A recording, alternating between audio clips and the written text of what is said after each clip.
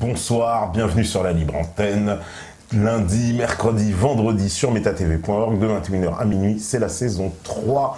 Et comme d'hab, grand bonjour à la régie, grand bonjour aux modérateurs, grand bonjour aux métanautes. Et ce soir, avec nous, on accueille Claire Sébrac. Bonsoir Claire. Bonsoir à toi et bonsoir à tout le monde. Eh bien Claire, alors... Déjà, on avait déjà reçu ici pour une émission sur les vaccins, qui était une émission d'ailleurs qui a été beaucoup regardée, commentée. Et aujourd'hui, on t'accueille pour ton nouvel ouvrage, La guerre secrète contre les peuples. Alors, j'ai envie de dire, on est mais on a l'habitude dans l'émission ici d'aller, on va dire, en roue libre sur des pentes très glissantes et là on s'engage, j'ai envie de dire, sur effectivement, tu as traité un sujet qui est très important, en plus de façon globale, j'ai envie de dire, un peu, mais avec évidemment, on verra, mais une partie qui est beaucoup consacrée aux épandages aériens. Donc, je reprends l'expression de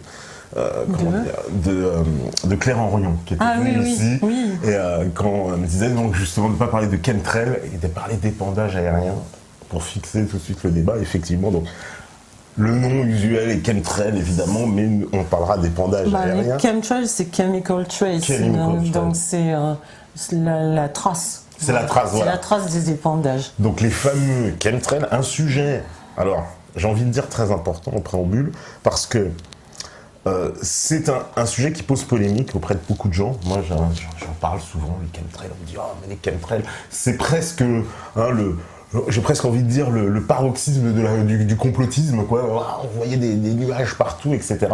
Or, c'est un vrai sujet, puisque, comme tu le démontres dans le livre, il y a énormément de preuves finalement, il y a beaucoup de choses sur la table, il y a des brevets, il y a des comment on appelle ça, des documents de l'ONU qui prouvent qu'il y a des épandages aériens qui ont été faits, des tests qui ont été pratiqués sur des populations, donc tu ramènes les preuves de tout ça, et donc... c'est-à-dire, moi je suis assez cartésienne, alors tant que j'ai pas les preuves, si tu veux, je suis un peu comme tout le monde, je tire un fil et puis je regarde, moi aussi je regardais le ciel et je me disais c'est quand même pas normal, c'est quand même, il y a des choses dans le ciel qui sont pas normales, de là à penser vraiment que c'était des épandages, je suis comme beaucoup de gens, je me disais c'est quand même énorme.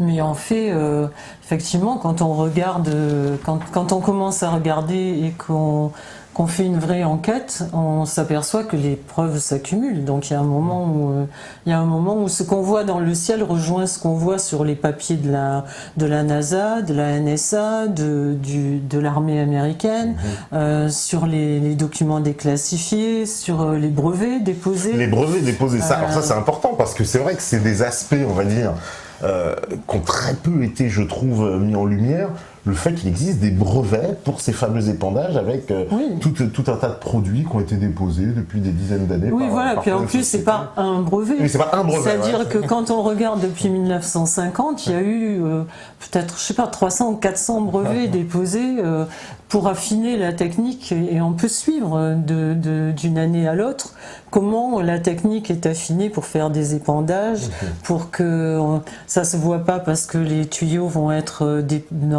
comment, alors c'est pas dit comme ça, c'est-à-dire il y a un brevet qui est déposé pour savoir comment on épand, après il y a des brevets qui sont déposés pour que les épandages, le tuyau qui sert pour les épandages soit dans la direction, enfin dans le prolongement de l'angle des ailes, ils disent pour que l'épandage ne se voit pas. Après ils disent pas qu'ils épandent, mais enfin... Moi j'ai vécu 15 ans aux États-Unis, je sais que autant les Français on est connus pour faire des inventions extraordinaires qui ne servent jamais à rien, ou dans 50 ans, les Américains quand ils cherchent toujours, par exemple le petit joint qui te manque pour que ton ordinateur soit compatible à autre chose, enfin ils cherchent toujours le truc dont ils ont besoin. Donc si autant de gens ont déposé autant de brevets avec des petits mieux, des petites choses en plus sur les épandages, je vois pas comment se seraient, je veux dire, tellement énervés et tellement acharnés à chercher des trucs pour que la technique soit performante, pour un truc qui n'existe pas, quoi. Oui, voilà, c'est la chose sur laquelle je trouve que dans ton livre qui est extrêmement bien documenté, c'est que tu es parti chercher plein de sources, parce que, évidemment, sur un sujet comme ça, j'imagine, tu te dis, on va m'attendre au tournant. Non, mais c'était pour me convaincre. Pour te convaincre, toi, ouais. Comme d'habitude, moi, quand j'écris un truc, c'est que c'est un sujet qui me passionne et pour lequel j'ai pas la réponse. Donc, il fallait voir ma tête aussi de temps en temps devant mon ordi. Quand je trouvais des trucs comme ça et que je me disais, mais donc c'est vrai, quoi. Parce qu'en plus, toi, effectivement, comme tu l'as précisé, tu as vécu aux États-Unis, donc tu es parfaitement bilingue, tu as une espèce de connaissance, voilà, tu vas t'intéresser aux documents du monde anglo-saxon, parce qu'il y a beaucoup d'informations qui viennent des États-Unis d'ailleurs, des rapports qui ne sont pas traduits souvent, etc. Oui, et puis il y a surtout beaucoup, sur le net, il y a beaucoup de photos, il y a beaucoup de témoignages, mais ça justement, on peut toujours te répondre, oui, mais bon, c'est ton interprétation et c'est faux. Je veux dire, c'est subjectif. À part que quand on regarde le ciel, à mon avis, il n'y a aucun doute. Mais c'est pas une preuve, le fait de voir qu'il y a quelque chose d'anormal dans le ciel. Après, il faut effectivement chercher des preuves. Mais il y a donc tous les brevets, il y a des documents déclassifiés de l'armée américaine. Voilà, alors il y a beaucoup de documents qui sont énormes, qui sont énormes. Ouais. Je veux dire, parce que moi, quand je vivais là-bas et que j'allais à Monument Valley ou tout ça chez les Indiens Navajo, les Indiens me disaient they spray us like cockroaches. Ils nous pulvérisent comme des cafards. Et je me disais, ouais, bon, ok, j'étais comme tout le monde, je me disais, oui. Mais ça, c'était dans les années 80, quoi. Dans les années 80. Fin 80. De 85 à 90 ou 12, quoi.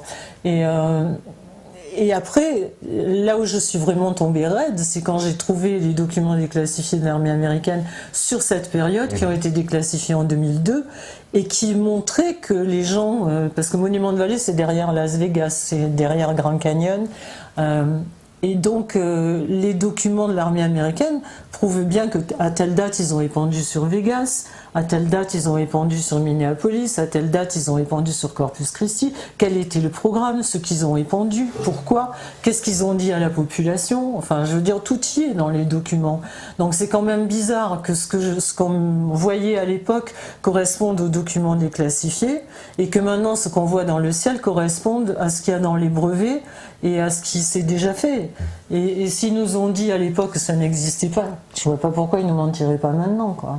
Oui, parce que là, c'est un peu, j'ai envie de dire, presque sous nos yeux, il y a ces épandages constants, c'est partout.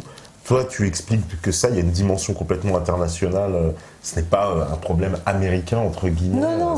Oui, parce que justement, quand j'ai commencé à chercher, en fait, c'est un peu mon habitude, comme pour les vaccins. Je regarde sur un truc, après je regarde si ça s'est fait avant, s'il y a d'autres trucs. Bon. Et là, on se rend compte qu'à la même époque, moi, j'étais pas au courant, mais là, je les ai retrouvés.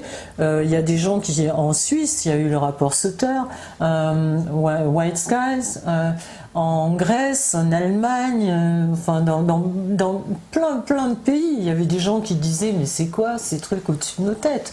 Et donc voilà, au bout d'un moment, il y a trop de trucs qui s'ajoutent. Ouais. Qui font que pour moi, ça crédibilise totalement les choses, comme le fait que Monsanto ait breveté des plantes qui résistent à l'aluminium. Qui résistent à l'aluminium, parce qu'il faut bien le préciser. Donc dans ces épandages, parce qu'on nous demande aussi, mais il y a quoi dedans, c'est quoi, etc. Alors, il y a tout un tas de substances chimiques, du barium, de l'aluminium. Il y a du barium, du strontium, du dioxyde d'aluminium. Il y a par exemple, il y a des trucs sur je crois que c'est sur Corpus Christi, où ils ont épandu de l'oxyde. C'est très détaillé, les documents déclassifiés. Ils ont épandu du cadmium et du zinc, et aussi ce qu'ils ont dit aux populations, c'est-à-dire qu'à l'époque ils disaient, quand les gens gueulaient, ils disaient oui, mais c'est juste c'est pour faire un brouillard, pour faire des essais, pour savoir comment on peut effacer une ville par exemple, que les radars ne puissent pas le voir. Donc ils disaient aux gens que c'était juste un brouillard, pas du tout toxique. Et puis après, quand on regarde les documents, c'est du sulfure de cadmium, du sulfure de zinc. Alors là aussi, il y a un chimiste qui s'appelle André Picot qui m'a expliqué, c'est que on fait le cadmium, Il y en a un qui est toxique et l'autre qui est pas toxique, mais il y en a un qui sert de traceur. C'est-à-dire qu'il y a aussi eu des épandages où il y avait des substances fluorescentes pour voir quand ils épandaient par exemple sur une ville, quelle est la distance sur laquelle le vent allait emporter les trucs. C'est pour ça qu'ils mettaient des traceurs à l'intérieur qui étaient fluo. Oui, parce qu'ils utilisent aussi, il faut le préciser, de la nanotechnologie. Alors oui, il y a ça aussi. C'est inquiétant ça, parce que j'ai l'impression que c'est en plus un domaine un peu secret, puisque c'est très récent finalement. Alors on sait qu'il y en a, mais c'est quoi l'objectif? C'est quoi? Parce que ces nanoparticules, apparemment, pénètrent le corps, elles vont s'installer dans le corps. Alors ça, en fait, il y a le problème des épandages qui sont une chose. Alors les épandages, ils peuvent mettre ce qu'ils veulent, on n'en sait rien. On sait ce qu'ils ont mis, on ne sait pas ce qu'ils mettent chaque jour. Oui. Mais par exemple, en Australie, il y a eu une pulvérisation d'un vaccin. D'un vaccin, voilà. Au Brésil aussi, je crois, tu donnes un exemple, je ne sais plus dans quel pays, tu donnes beaucoup d'exemples et tu dis on a pulvérisé, oui, voilà, pour un vaccin, pour une décontamination, apparemment ça se fait. Oui, et il y a aussi un truc qui est très bizarre. J'ai retrouvé un traité de l'armée américaine, un traité du gouvernement américain et du gouvernement canadien, qui date de 1975, où ils disent, conscient que l'article 1, c'est conscient que nous épandons des deux côtés, enfin, que nous épandons, mais que la frontière est pas dans le ciel et pas là où les humains l'ont mis en bas. En fait, c'est un traité pour dire il faudrait pas que ça fasse double emploi, parce que voilà, donc là aussi, je vois mal comment deux gouvernements aussi puissants que les États-Unis et le Canada feraient un traité sur un truc qui n'existe pas. C'est bien marqué, je veux dire, il y a des traités sur lesquels c'est marqué. Ce traité-là entre deux États, il y a un traité qui s'appelle ENMOD, E-N-M-O-D, pour les gens qui veulent aller voir. C'est un traité pour ne pas se servir des armes, des épandages et des armes chimiques sur les populations, sur les ennemis. Et en fait, quand on lit tout le traité, et c'est vrai que moi j'ai la chance de parler anglais comme le français, quand on lit le traité en entier, il y a marqué à un endroit que, par contre, il est interdit formellement d'épandre sur ses ennemis. Mais on peut épandre sur les populations, sur ces populations, quand il s'agit de choses pacifiques, et aussi de faire des tests pour pouvoir savoir, des tests pour soi-disant pouvoir protéger la population après. C'est-à-dire qu'en clair, on prend une population lambda et on peut épandre un truc sur elle pour faire un test pour savoir quel est le pourcentage qui va être malade, etc. Et ça, ils disent que ce sont des essais pour protéger la population au cas où il y aurait un terroriste qui épandrait des trucs. Bon, c'était aussi au moment de la guerre froide, donc au cas où les Russes auraient attaqué, etc. Mais en fait, au cas où ils attaqueraient, dans 10 ans, 20 ans ou peut-être jamais, ils balancent sur les populations, mais ce sont des tests soi-disant à but pacifique. Ouais. Ça, c'est autorisé. Donc ils sont autorisés à faire les tests sur les populations, mais pas à s'en servir en temps. Et donc on le fait sur sa propre population, mais on le fait pas sur les ennemis. Et quand on regarde effectivement, qu'on trouve ça dans le traité ENMOD, et qu'on regarde les documents déclassifiés de l'armée américaine, il y a effectivement un endroit où ils ont épandu des bactéries pour faire des essais pour la guerre du Golfe, et pour savoir quel était le pourcentage de la population en dessous qui allait développer un cancer. C'est marqué dans les documents.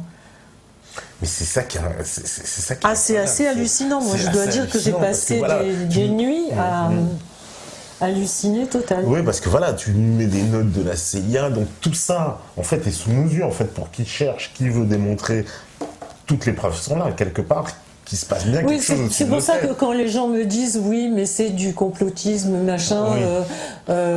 C'est sûr que. D'ailleurs, je pense que t'as trouvé la parade en appelant ça la guerre secrète contre les peuples. C'est-à-dire que, voilà, quelque part, on veut traiter le complot, tu dis, bon, bah oui, c'est mais une les guerre. gens disent c'est un complot, et puis, si c'était vrai, on le saurait, et puis ils considèrent que.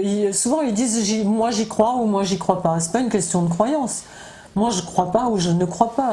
Quand j'ai enquêté sur les vaccins, j'ai pas dit j'y crois ou j'y crois pas. Je veux dire, il y a des faits qui sont là, et après, une fois qu'on a vu les faits, là, on peut dire. À mon avis, quand on a vu les faits, c'est difficile de dire que ça n'existe pas. Mais c'est pas une question de croyance, c'est une question mathématique, c'est une question de logique. Ouais, d'accord. Parce que C'est comme les gens qui regardent le ciel quand il y a des épandages et qui voient des avions zébrer le ciel dans tous les sens et qui disent bah moi j'y crois pas, c'est normal, c'est de la vapeur d'eau. Non.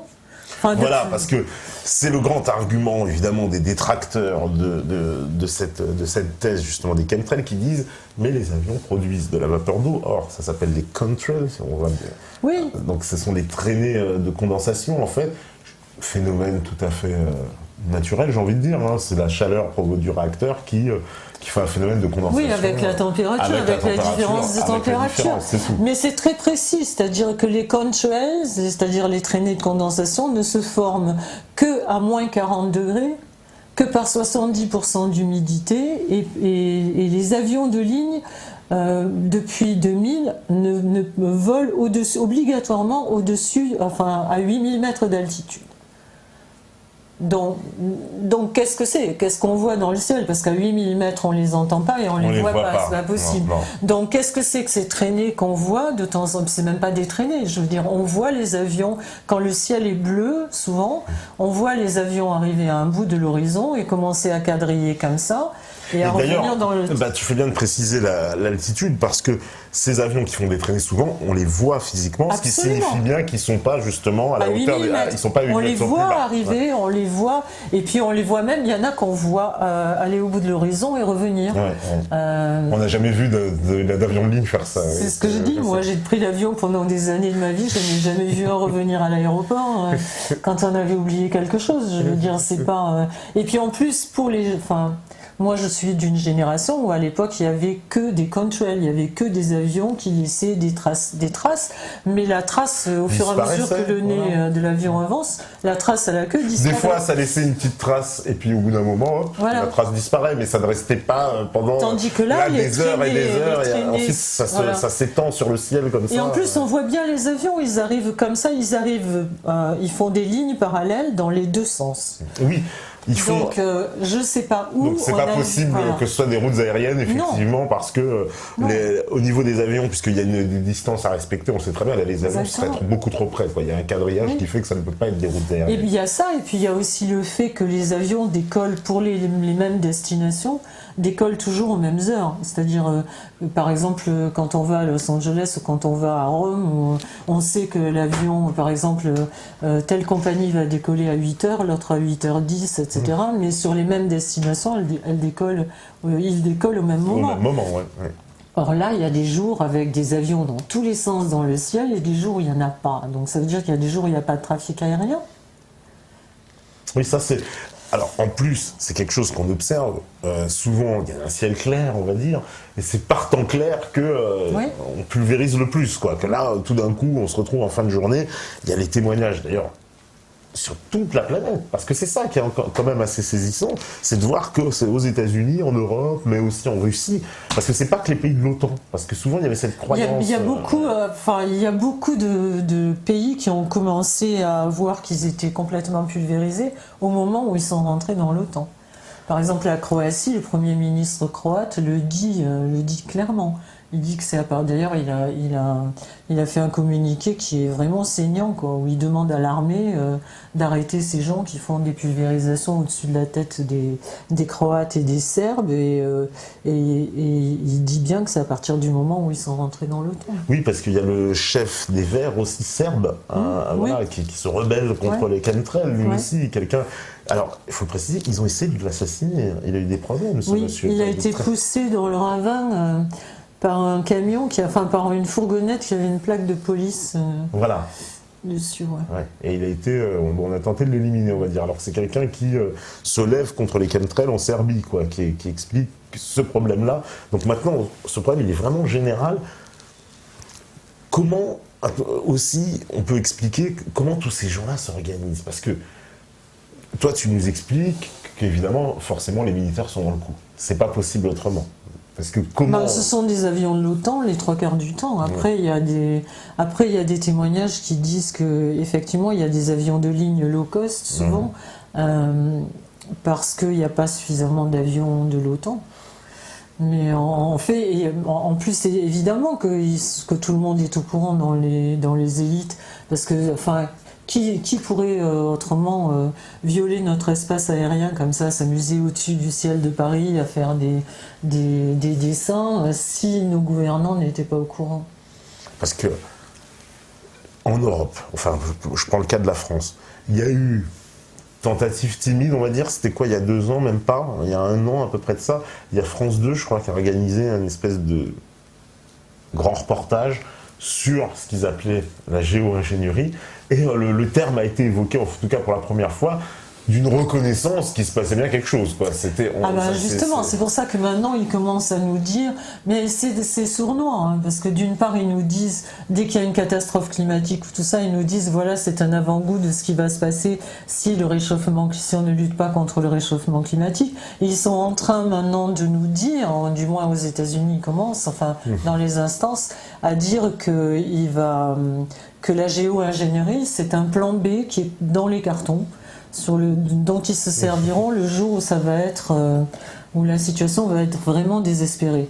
Ce qui est bizarre, c'est que là aussi, la géo-ingénierie, qui est soi-disant un plan B, qui n'est pas en action, c'est quand on lit, je veux dire, les thèses sur la géo-ingénierie de l'armée et des savants, comme David Kieft, Caldera, etc., qui sont les pontes de la géo-ingénierie, ceux qui décrivent dans leur thèse, c'est exactement ce qu'on voit. Donc, je crois pas trop que ce soit pas commencé. Et est-ce que, justement, alors comment on peut faire le lien? Parce qu'on voit bien que le climat est devenu un enjeu planétaire, entre guillemets, la COP21 récemment encore. Alors ça te fait rigoler, alors explique. Alors, parce que moi, ce que j'ai vu de cette COP21, alors tu vas me dire ce que t'en penses, parce que c'est quand même à mettre en rapport avec toutes ces affaires de climat. J'ai vu que les pays, en fait, de la planète, on va dire dans l'ensemble, essaient de s'emparer de ce sujet, on s'empare de ce débat, en tout cas du climat, qu'on essaye d'ailleurs depuis longtemps de s'en emparer, j'ai envie de dire. Mais ce qui m'a un peu choqué, c'est de voir Bill Gates, de voir Xavier Niel, je ne sais plus quel autre milliardaire encore, venir nous expliquer que c'était eux qui allaient régler le problème, quoi, en gros. Alors toi, tu parles beaucoup de Bill Gates, bon, plus pour les baratiner. Il est en train de régler le problème. Il balance ils sont en train de mettre des ballons dans l'atmosphère à 25 000 pieds avec David Kieft, justement, le savant fou, là, et qui lui pense que si on mettait 20 000 tonnes de sulfure de soufre, je veux dire, dans l'atmosphère tous les ans, on n'aurait plus de problème de réchauffement. Mais on en aurait d'autres. Mais en fait, c'est un faux problème, le réchauffement climatique. D'abord, il y a plein de savants il y a 32 000 savants exactement prestigieux qui ont fait un manifeste pour dire que c'était du pipeau. C'était faux. Donc, évidemment, ça, on l'entend jamais aux infos. Hein. Mais en dehors de ça, je veux dire, le problème, ça tient pas debout, parce que quand on lit la patente Welbach, qui est la patente dont ils se servent pour les épandages, effectivement aussi dans la patente à la fin, il y a marqué que plus on épand, plus il faut épandre. C'est-à-dire, c'est à perpétuité, parce que plus on épand, plus on crée le réchauffement. Et plus on crée le réchauffement, plus il faut épandre pour, soi-disant, contenir le réchauffement. C'est-à-dire, c'est pas le réchauffement, à mon avis, hein, c'est la conclusion à laquelle je suis arrivée. Je pense que l'armée, après on en parlera avec le système EARP, etc., balance des faisceaux d'ondes énormes dans l'atmosphère. Et ça, c'est ça qui troue l'ionosphère. Et on fait comme quand les trous dans l'ionosphère. Les fameux trous dans la couche d'ozone, ce qu'on nous explique. Oui, l'ionosphère, c'est ce qui nous protège des rayons UVB. C'est ce qui nous protège des rayons, comment on dit, solaire, enfin voilà, pas du soleil, du rayonnement solaire. Du rayonnement solaire. D'accord, c'est la partie haute de l'atmosphère, on va dire, l'ionosphère. Donc comme il trouve cette couche en envoyant des ondes pas possibles dedans, je pense qu'il faut qu'il colmate, parce que sinon effectivement on va crever. Mais c'est pas nos voitures diesel et c'est pas les vaches qui pètent qui sont en train de trouver la couche d'ozone, faut arrêter. Quand on regarde les chiffres de l'armée américaine juste en temps de routine et qu'on voit ce qu'ils balancent et ce qu'ils dépensent comme carburant. C'est-à-dire que le carburant, le fuel qu'ils envoient dans l'atmosphère pendant, Je veux dire, pendant juste les années de routine, ça n'a aucune comparaison avec les quelques petites voitures diesel, enfin les quelques... Évidemment, il ne faut pas polluer la planète, et moins on la pollue, mieux c'est. Mais tout est faux, rien ne tient debout. C'est comme le carbone. Le carbone, ils n'arrêtent pas de nous bassiner avec le carbone. Oui, alors la taxe carbone. Le carbone, c'est 0,05% de l'atmosphère. Donc, et en plus de ça, pourquoi ils vont couper les arbres en Amazonie ? Puisque les arbres adorent le carbone. Si vraiment on est dans une situation désespérée à cause du carbone, ce qui est entièrement faux, pourquoi ils coupent les arbres ? Il faudra replanter la planète. Voilà. Pourquoi maintenant ils essayent de nous servir la géo-ingénierie justement en nous disant que c'est pour lutter contre le réchauffement climatique?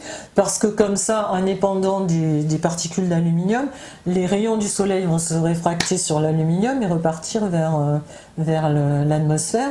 Et comme ça, on sera protégé. Mais dans ce cas-là, il n'y a pas de photosynthèse. S'il n'y a pas de soleil, et s'il n'y a pas de photosynthèse, le carbone prolifère. Donc je veux dire, rien, ça ne tient pas debout pour des gens qui... Et en plus, j'ai fait lire mon livre à un ami donc, qui est chimiste, qui est un des plus grands chimistes mondiaux, et qui m'a dit ce que disent tes experts chimistes, ce que disent tes experts n'est pas du tout compréhensible pour un chimiste. Et je veux bien le croire, je veux dire que les gens comme David Keith, Caldera, etc., qui sont en train de travailler là-dessus, on voit bien que c'est pas des chimistes on voit bien que ce sont pas des cadors en tant que chimistes. C'est probablement des gens qui sont facilement corruptibles et qui veulent bien entrer dans toutes les folies parce qu'il y a beaucoup d'argent à la clé, parce qu'ils sont tous plus ou moins financés justement par Bill Gates et par des gens comme ça. Qui, entre parenthèses, quand on regarde, n'ont pas peur, eux, d'avoir des actions dans les mines de charbon. Oui, voilà. Alors, d'ailleurs, tu démontes le business du greenwashing, où tu dis, mais arrêtez, Al Gore. Al Gore, c'est pareil. Moi, je pars avec aucune mauvaise intention, je te jure. J'ai dit, je vais quand même, Al Gore, depuis le temps qu'il me bassine, je vais aller voir. Et je croyais vraiment trouver un ou deux petits trucs. C'est hallucinant. C'est-à-dire que ce mec qui n'arrête pas de faire son beurre depuis qu'il est plus vice-président et qui fait des conférences à 175 000 € la journée, enfin la conférence, pour pour dire que le réchauffement est abominable et que le carbone c'est vraiment l'horreur du siècle, etc. Et quand on regarde ce qu'il fait, ce mec, c'est D'abord, il a des actions partout, dans des mines de charbon, dans des compagnies de pétrole, il n'hésite pas à déloger les gens. Enfin, c'est vraiment humainement, ça n'a pas l'air d'être un mec super, quoi. Mais en plus de ça, il a monté la première bourse au carbone. Oui, la bourse au carbone. Ça, c'est quand même extraordinaire. Et quand on lit, parce que moi, j'étais novice comme tout le monde quand je prends un truc. Quand on lit, donc j'apprends, avant de le mettre dans un bouquin, il faut que j'apprenne. Et quand on lit le truc qu'il a monté, qui a des ramifications en France, dans le monde entier, c'est-à-dire ça s'appelle à une lettre près, c'est la même société. Et en fait, ils expliquent bien que, par exemple, chaque société aura un quota, pourra par exemple polluer pour 2000 tonnes ou 5000 tonnes, etc. Si la société pollue moins, elle peut revendre ses bons carbone à quelqu'un d'autre. Si elle pollue plus, elle peut racheter des bons carbone à un autre qui a des autorisations. Voilà. Mais eux, ils n'ont aucune interdiction de polluer. C'est juste nous, les vaches, qu'il faut mettre un bouchon aux fesses pour pas qu'elles continuent de péter. Et nous, il faudra pas entrer dans Paris avec nos petites voitures. Mais eux, par contre, ils continuent à polluer de plus belle parce qu'ils s'échangent les bons. Mais les seuls qui peuvent acheter les bons, c'est ceux qui ont suffisamment de pognon pour acheter les bons. Et quand ils nous disent qu'avec ça, ils vont aller planter des arbres en Afrique, c'est faux. Parce qu'ils vont peut-être aller porter les OGM aux Africains, je veux dire, voilà. Et en plus, je suis tombée sur des documents qui ont été filmés en loose day parce que Bill Gates, Al Gore, il finance aussi beaucoup de start-up, de jeunes qui démarrent des sociétés, etc. Ouais. Et il leur explique bien, donc il y avait une réunion comme ça où il y avait tous ces gens-là, donc c'était une réunion interne où il n'y avait pas normalement de télévision. Maintenant, avec les portables, tout le monde filme. Et donc, il expliquait aux gens qu'en fait, c'était le prochain jackpot, le carbone. Parce que plus les gouvernements vont dire que le carbone c'est pas bien et qu'il n'en faut pas, plus quelque chose devient rare, plus son prix monte. Donc il disait aux gens, investissez maintenant. Parce que dans quelques temps, quand il va y avoir vraiment les accords de tous les gouvernements pour essayer d'arrêter la production de carbone, ceux qui auront des actions vont se faire des rodoudous nana. Il le dit clairement, quoi. Il le dit, n'ayez pas peur, c'est l'avenir, investissez là-dedans. Et quand on voit avec qui il a fait son business, c'est avec les mêmes. C'est-à-dire il a monté son truc avec JP Morgan, etc. C'est les mêmes qu'on retrouve partout. Et son associé qui s'appelle Maurice Strong. Ouais. C'est aussi le mec qui a fondé le protocole, qui était un des fondateurs du protocole de Kyoto. Et quand on les regarde, je veux dire, c'est des gens qui ils disent tiens, qu'est-ce que je pourrais faire pour me faire des sous avec tel truc. Je ne sais pas si je suis très claire, mais c'est la même chose, je veux dire, que Donald Rumsfeld avec le Tamiflu ou l'aspartame. C'est-à-dire qu'ils mettent la main sur une substance et après ils cherchent comment la vendre au monde entier pour que leur brevet soit vraiment lucratif. Voilà, parce que lui en plus, apparemment, il est très sponsorisé, ce monsieur Al Gore. Il a beaucoup d'argent, il travaille avec des grosses sociétés. Il est parti avec 2 millions d'actifs, parce qu'aux États-Unis, contrairement à ici, on sait tout. Hein. Il est parti avec 2 millions d'actifs de la vice-présidence. Il a, quelques années après, il a investi 35 millions avec l'ex-patron de Skype sur justement la bourse au carbone et tous les trucs qui vont avec, quoi. Donc c'est quand même pas voilà quoi.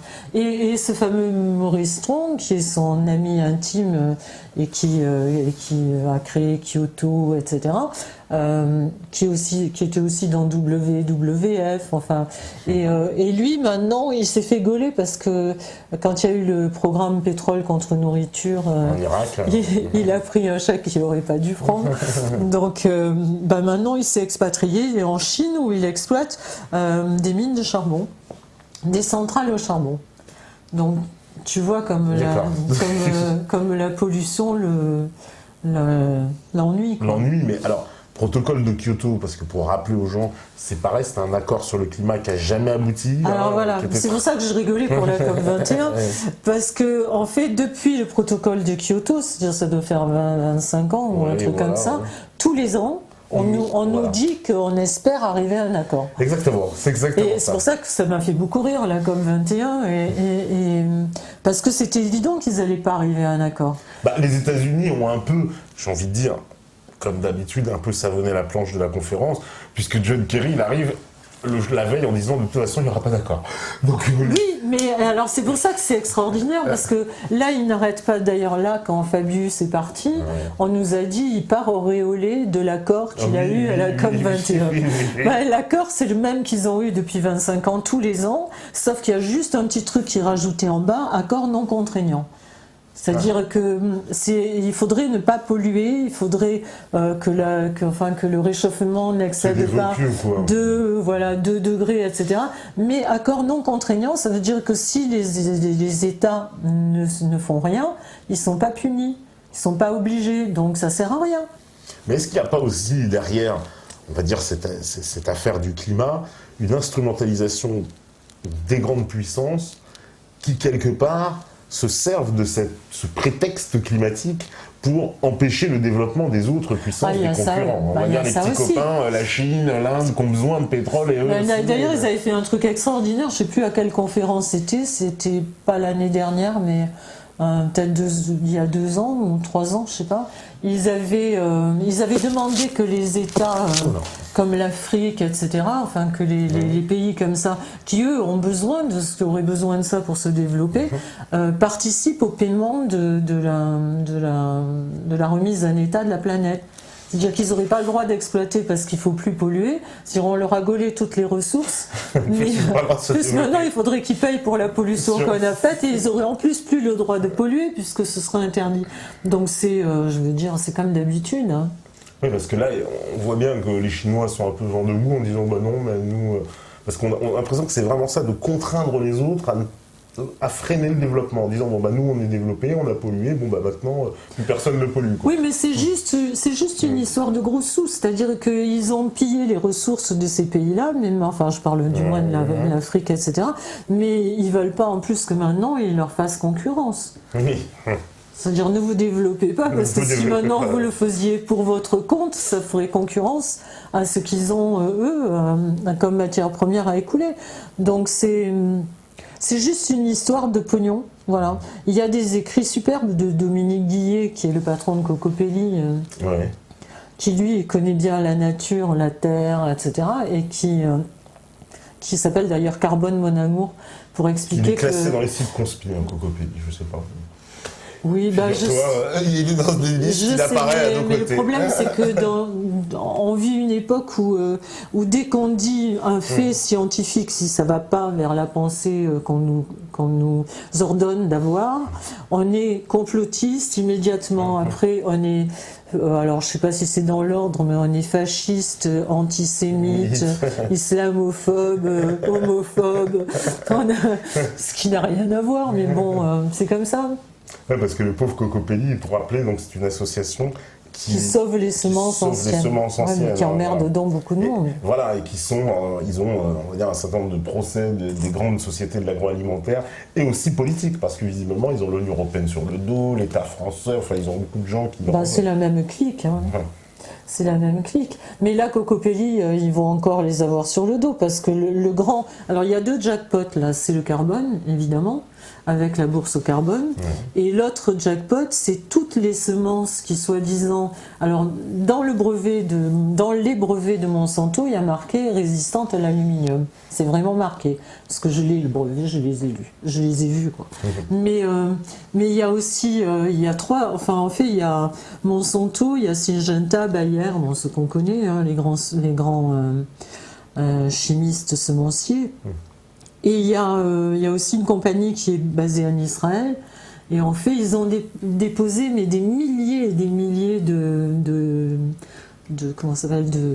patentes pour des semences qui résistent aux conditions climatiques.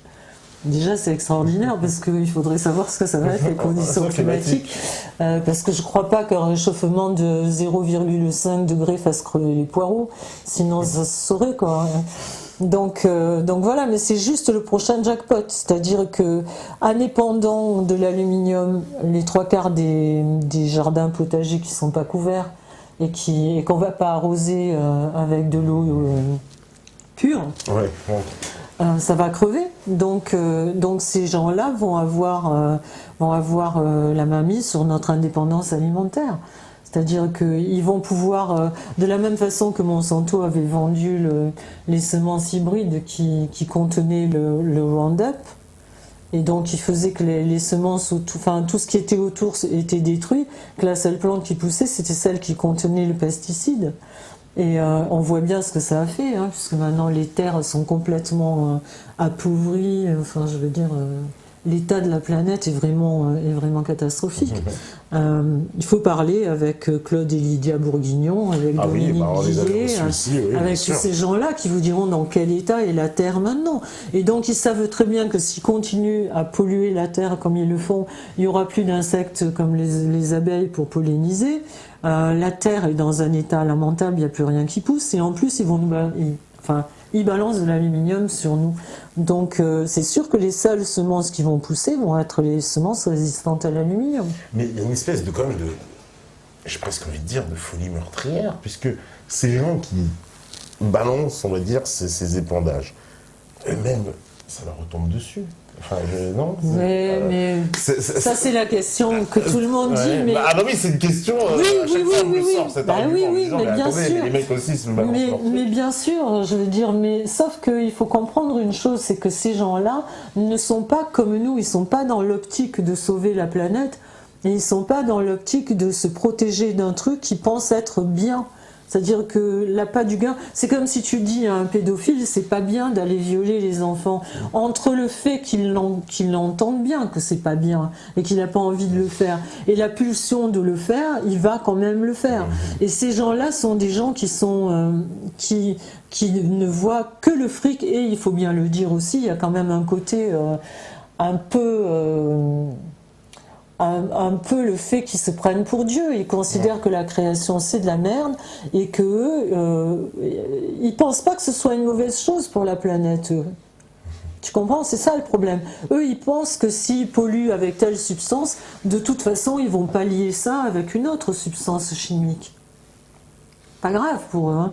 Il y a des écrits, je veux dire, du vice-président de Monsanto, etc., qui dit, ben c'est pas grave. Où est le problème? On inventera autre chose. Mais quelque part, je pense que c'est des gens qui sont, il faut le dire, quoi, à un moment donné, qui sont sataniques, quoi, qui pensent que la création telle qu'elle est, c'est rien du tout, et qui pensent que eux vont. D'ailleurs, je veux dire, il y a un mec qui s'appelle Kurzweil aussi, qui est le pape du transhumanisme, Le transhumanisme, bien sûr. et qui dit. Il y a un journaliste qui lui dit: est-ce que Dieu existe? Il dit: pas encore. Voilà, il pense que quand l'homme va fusionner avec la machine complètement, et évidemment c'est pas eux qui ont l'intention de l'appliquer, hein, mais dans une certaine mesure, si, il pense qu'en étant connecté à un ordinateur, et si l'ordinateur peut télécharger le cerveau et inversement, il pense que s'ils ont par exemple le foie malade, ils vont donner l'ordre à l'ordinateur de réparer le foie et que l'ordinateur sera capable de le faire.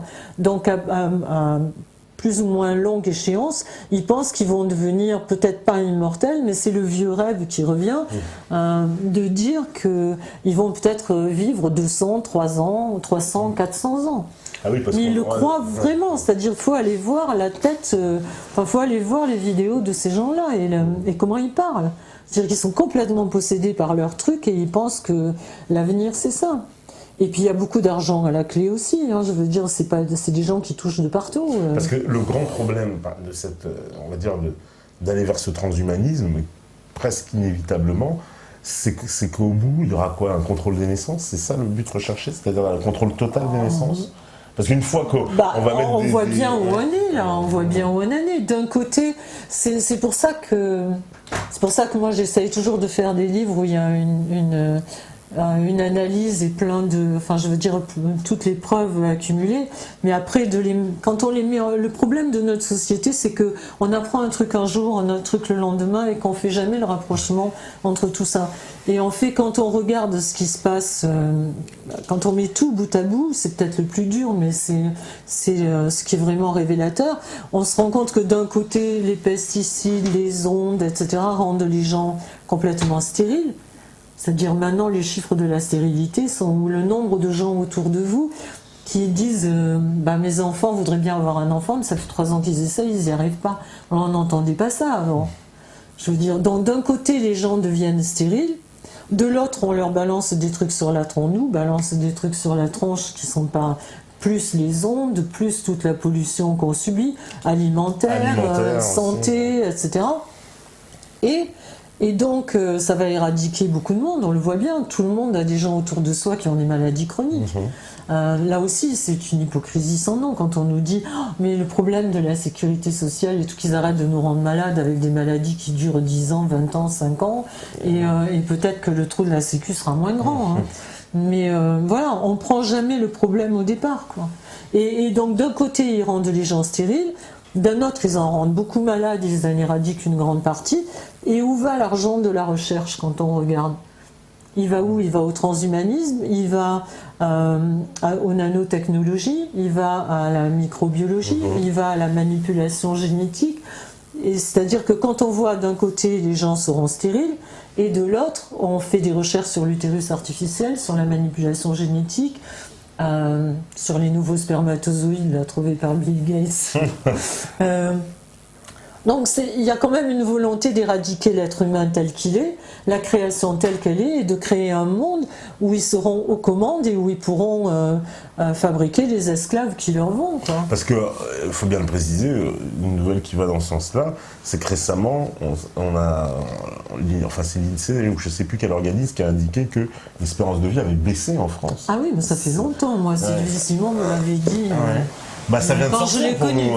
Oui, mais moi, il y a 4 ans, un jour où je lui disais, parce que j'ai fait comme tout le monde, moi, je me suis fait l'avocat du diable aussi. Un jour, je l'ai dit à Sylvie Simon, il y a 5 ans, j'ai dit, oui, mais quand même, les gens vivent de plus en plus vieux. Elle m'a dit, mais tais-toi, tu dis une bêtise monumentale. Et elle m'a dit, tous les gens qui sont nés avant 58 vivront plus vieux. Mais tous les gens qui sont nés après, non. Et ça aussi, ça correspond à certaines substances qu'on a mis en circulation, quoi. Parce que ça, on va dire, il y a une conjugaison de choses, donc les chemtrails, l'alimentaire, la médecine, où on se dit, on est presque cerné partout. Mais on voit bien de toute façon qu'ils nous racontent des cracks, parce que, par exemple, on prend l'Europe, etc. On nous dit, mais si on sort de l'Europe, ça va être une catastrophe. Ouais. Regardez ce que l'Europe a apporté. Alors, ok. Il y a encore 10 ans, on disait aux paysans, oui, mais d'accord, alors par exemple, vous pouvez pas vendre le porc plus cher parce que tel pays fait du porc et c'est moins cher. Donc, les légumes, on nous disait, oui, mais d'accord, vous vendez les choux 2 centimes, mais l'Espagne, eux, vendent des tomates ou machin plus cher, etc. Donc, en fait, on avait l'impression que pour faire l'Europe, il fallait que tel pays souffre sur un sujet et que l'autre faisait ses choux gras dessus, et inversement. On aurait pu arriver à un certain équilibre. Sauf que là, quand on regarde, on se rend compte que tous les pays sont dans la merde. Tous. Tous. Et dans tous les domaines. C'est-à-dire, il n'y a pas... Par exemple, l'agriculture pourrait bien marcher, l'élevage pourrait être en bas. Non, l'élevage ne marche pas, l'agriculture ne marche pas, l'éducation ne marche pas, les hôpitaux ne marchent pas. La santé, il y a de plus en plus de... Je veux dire, quand on s'est vu que j'étais venue pour... un complot mondial contre la santé, on me disait pareil, que j'étais une conspirationniste, etc. Moralité, depuis 5 ans, la plupart des trucs que j'avais énoncés dans le bouquin sont sortis au grand jour. Et puis surtout, depuis, il y a eu beaucoup, alors il faut bien le dire en plus d'ailleurs, cette idée des vaccins a tellement avancé dans l'opinion que ça en est venu dans le débat public, et la question a été posée, à savoir, est-ce que accepter un vaccin était constitutionnel ou pas? Est-ce que c'était du ressort justement de la décision de l'individu, ou alors c'était quelque chose d'imposé? Et je crois que le Conseil constitutionnel a répondu que c'était une... Imposé. Alors là, c'est pareil, il suffit d'avoir un minimum de logique, quoi. Là, ils nous disent, d'ailleurs on entend sans arrêt les experts qui viennent à la télé, qui disent, mais si vous ne vaccinez pas pour vous, vous faites du tort au reste de la population. Voilà, c'est ce que disent les médecins aussi. Mais alors, il faut être quand même un peu sensé. Si un vaccin est bon et que je suis vacciné, qu'est-ce que j'ai à craindre d'un mec qui n'est pas vacciné? C'est juste... question de bon sens. C'est juste très bête, quoi. Question de bon sens. Si le vaccin est bon, si vraiment il faut se faire vacciner parce que le vaccin est bon, voilà. Donc ça change rien si le jour, pareil, où Sylvie Simon m'a dit, mais le tétanos, parce que moi, j'ai toujours été vaccinée contre le tétanos, parce que j'avais des chevaux et des animaux tout le temps. Et je lui ai dit pareil, comme les gens viennent me le dire maintenant. Oui, mais quand même, le tétanos... Le jour où Sylvie m'a dit, mais le tétanos, la maladie n'est pas immunisante. On peut avoir le tétanos plusieurs fois. Donc si la maladie n'est pas immunisante, à quoi ça sert? Ça sert à rien. Voilà, comme moi c'est juste, j'en veux à personne. Si on peut me donner... Il y a autre chose qui m'énerve énormément, c'est qu'il y a toujours des grands pontes qui viennent dire des choses extraordinaires, et d'un autre côté des gens comme nous qui dénonçons des choses parce qu'on a des preuves écrites. Voilà, ou filmées, etc. Et jamais, jamais, jamais, ils ne veulent venir en face de nous. Jamais. Je parle pas que de moi, n'importe quelle personne qui est dans la dissidence, parce qu'on nous met dans la dissidence, c'est pas parce qu'on veut y être, c'est parce que les autres veulent pas nous voir. Mais même quand il y a eu une émission sur le garde asile où ils ont appelé les petites victimes du garde asile, elles m'ont appelé affolée. 2 jours avant l'émission, on leur a dit, vous serez pas sur le plateau, vous serez dans une pièce à côté. Parce que s'ils sont dans une pièce à côté, après on peut faire le montage qu'on veut, ou si elles disent quelque chose, on peut leur dire mais non madame, vous êtes une menteuse, etc. Et après c'est monté ou c'est coupé. Donc voilà, pourquoi ces gens-là, si vraiment ils sont sûrs d'eux, Pourquoi? On pourrait s'asseoir autour d'une table et échanger nos... Voilà mes preuves, donne-moi les tiennes et on va voir si vraiment tu as une preuve. Leur seule preuve, c'est la Bible, voilà. C'est écrit dans la Haute Autorité de Santé où l'OMS a dit. C'est pas une preuve, ça. Oui.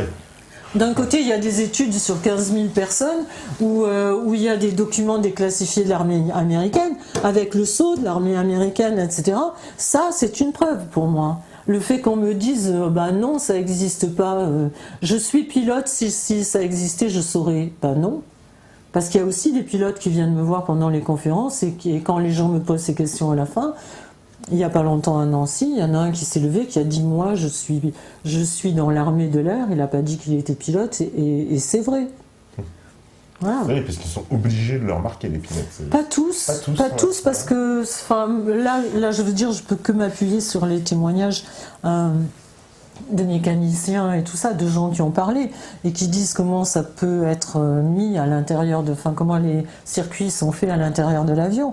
Mais il y a aussi un brevet qui dit par exemple comment coupler les commandes de l'avion avec les commandes de la pulvérisation. C'est-à-dire que ça veut dire que quand le pilote actionne une certaine commande, ça pulvérise, mais il n'en sait rien. Il y a quand même un brevet qui dit ça, quoi. Donc ça veut dire que même des fois, peut-être des pilotes sont en train de faire des épandages à leur insu, quoi. Ça. Oui, je pense qu'il y en a... Enfin, les avions de l'armée, non. Les avions de l'OTAN, non, mais les autres, bien sûr. Ça, c'est... parce qu'il y a des témoignages, il faut bien le dire, parce qu'on parle... Souvent, on nous dit, oui, non, il n'y a pas de témoignages. Il existe des témoignages de gens, en particulier dans les aéroports, du personnel, qui s'est manifesté. Alors, évidemment, c'est des gens qui ont très très peur, hein, évidemment, on peut comprendre pourquoi, et qui ont voulu nous informer de ce qui se passait dans les aéroports, c'est-à-dire qu'ils avaient remarqué qu'il existait en fait des espèces de vannes secrètes un peu sur les avions. Enfin, il semble qu'il y ait des gens qui ne soient pas le personnel habituel, qui viennent au moment du stationnement pour effectuer certaines opérations. Alors ça, il y a un mec, il y a un mécanicien qui explique ça très bien. D'ailleurs, j'ai repris son truc dans le livre, où il dit qu'il y a plusieurs sortes de mécaniciens qui viennent quand un avion est sur le tarmac et qui le prépare. Il y a plusieurs sortes de mécaniciens. Il y a des mécaniciens A, B, C. Il y en a qui s'occupent des moteurs, il y en a qui s'occupent des circuits électriques, il y en a qui s'occupent... Et la dernière caste, comme en Inde, c'est ceux qui s'occupent des eaux usées. Oui. Et dans lui, il dit qu'il s'est rendu compte, justement, à un moment où il avait été appelé pour faire de la maintenance sur un avion, il a vu un truc bizarre, c'est-à-dire un des tuyaux n'arrivait pas là où il aurait dû arriver. Et du coup, il a essayé de regarder, et en fait, il a eu beaucoup d'ennuis d'ailleurs, il a été menacé et tout, mais en fait, il explique que d'après lui, ça vient du système, c'est-à-dire que, par exemple, sur 5 tuyaux qui normalement servent pour les eaux usées de l'avion, il y en a un sur 2 qui ne va pas au réservoir d'eau usée, qui va à la pulvérisation. Voilà. Ça, parce que ce genre de témoignage, quand même, ça n'a jamais été... voilà, il n'y a absolument aucune trace nulle part, quoi, à part ceux qui s'y intéressent. Y a-t-il eu très peu, finalement, de visibilité sur cette problématique des chemtrails? C'est-à-dire que... faut dire qu'il y a quand même beaucoup... Il y a un monsieur qu'ils avaient baptisé Deep Sky, parce qu'il a, enfin c'était un type qui avait un haut poste dans l'armée américaine et qui a donné beaucoup de documents à un journaliste qui s'appelle William Thomas et Bob Fritakis, qui étaient 2 journalistes qui ont fait beaucoup d'enquêtes justement sur Vegas, etc. Et il a fourni beaucoup de photos, beaucoup de renseignements sur les trucs à l'intérieur des systèmes d'épandage, etc. Et puis il est mort, quoi. Il s'est suicidé bêtement dans son garage. Et voilà, il y a eu beaucoup. Il y a eu Ted Gunderson, qui était le patron de FBI à Los Angeles, qui est le monsieur qui était en charge de l'enquête sur la mort de Kennedy, la mort de Marilyn Monroe, et qui a passé toute sa... Là, il était à la retraite, et ça fait 10 ans qu'il enquêtait sur les réseaux de pédocriminalité, etc. Et qui avait fait un truc pareil, lui aussi, il a dit, je sais d'où viennent les avions, ils partent de tel aéroport, etc. Ce sont des avions militaires KC-135, etc. Et lui aussi, il est mort, quoi.